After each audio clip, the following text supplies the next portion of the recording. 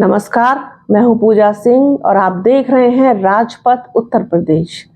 दोस्तों, प्रधानमंत्री नरेंद्र मोदी एक बार फिर से अपने चिर परिचित अंदाज में दिखाई दिए, जिसके लिए वो जाने जाते हैं और जिसके लिए पूरी बीजेपी जानी जाती है।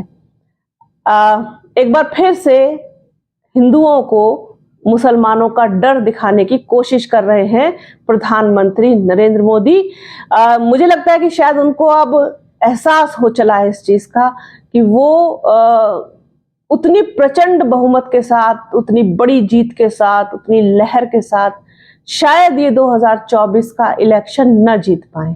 मैं यहाँ बिल्कुल ये नहीं कह रही हूँ कि भाजपा की सरकार जा रही है या किसी और की आ रही है या भाजपा रिपीट नहीं करेगी या क्या, व्हाटएवर।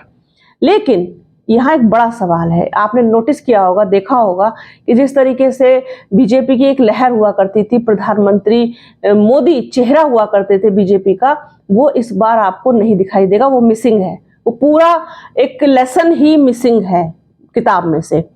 तो भारतीय जनता पार्टी के पास अपनी उपलब्धियां गिनाने के नाम पर तो कुछ भी नहीं है, ये भी आपको पता है। क्योंकि अंबानी को बेच देना, अडानी को बेच देना और सिर्फ गडकरी जो हैं, नितिन गडकरी, उनके द्वारा, उनके विभाग के द्वारा ये हाईवेज और फ्लाईओवर्स ये सब बना देना अच्छी बात है। देश का विकास इन सब चीजों से ही दिखाई देता है। लेकिन इससे एक आम आदमी को, आम जनता को क्या फायदा होता है?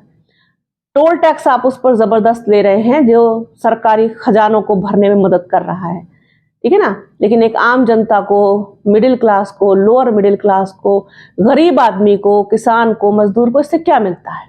वो उसका इस्तेमाल करने नहीं जा रहा एक्सप्रेसवे का या फ्लाईओवर्स का या कहीं भी। उसको तो 2 वक्त की सुकून की रोटी चाहिए, तन ढकने को कपड़ा चाहिए, सर पर छत चाहिए, अपने बच्चों के लिए शिक्षा चाहिए, अपने इलाज के लिए, बेहतर इलाज के लिए अस्पताल चाहिए, दवा चाहिए।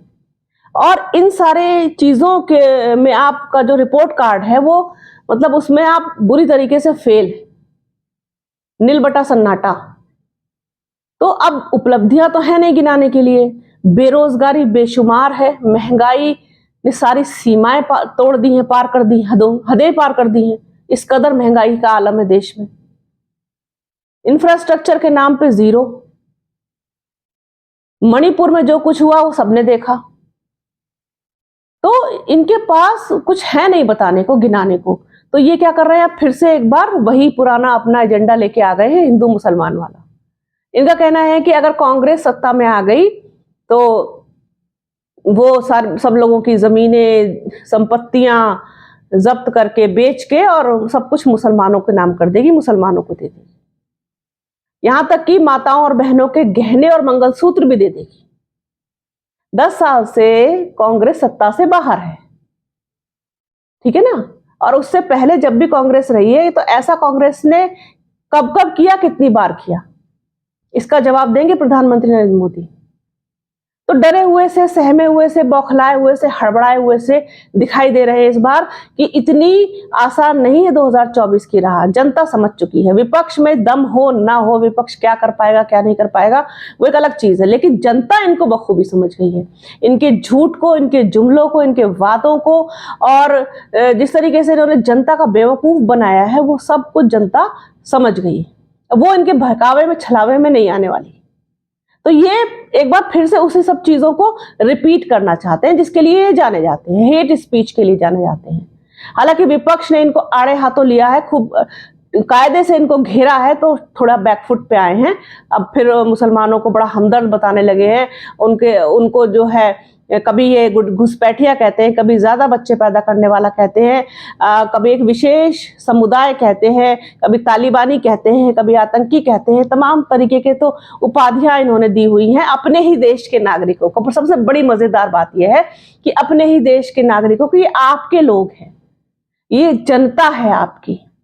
ये वो लोग हैं जो आपके, मतलब आपकी सरपरस्ती में जीते हैं। आप देश में सबसे उच्च पद पर बैठे, राष्ट्रपति के बाद। भरोसा करती जनता आपके ऊपर, और आपने क्या दिया उनको? उनके भरोसे का खून कर दिया।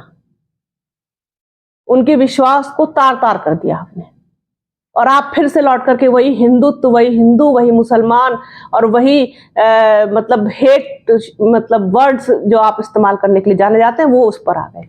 तो ये चीज बताती है, दिखाती है, दर्शाती है कि कहीं ना कहीं प्रधानमंत्री नरेंद्र मोदी को भी एहसास हो चला है कि अब उनकी पॉपुलैरिटी उतनी नहीं रही जितनी कि 10 सालों में थी, वो कम हो रही है। भारतीय जनता पार्टी के हाथ से उनका साम्राज्य धीरे धीरे खिसकता जा रहा है।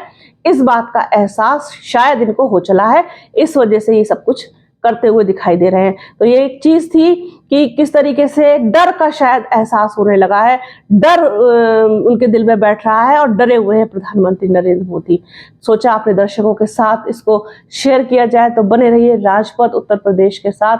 हमारे चैनल को लाइक कीजिए, शेयर कीजिए, सब्सक्राइब कीजिए, बेल आइकन जरूर दबाइएगा। अपना और अपनों का बहुत ख्याल रखिए।